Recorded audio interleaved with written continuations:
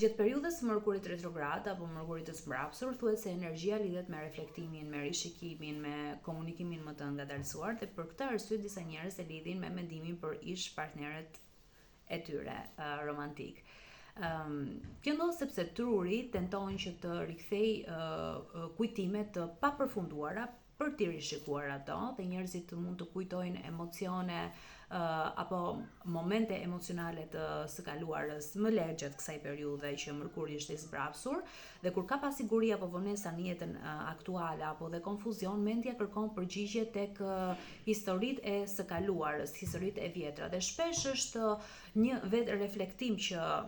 njerëzit bëjnë, jo domosdoshmërisht një ndjenjë e rinovuar për ishin apo një nevojë për të rikthyer për ishin. Dhe në psikologji, mendime të tilla në fakt shfaqen edhe sepse në këto periudha që njerëzit i konsiderojnë si të veçanta, siç është Mërkuri i zmbrapsur, e bëjnë mendjen të fokusohet më shumë tek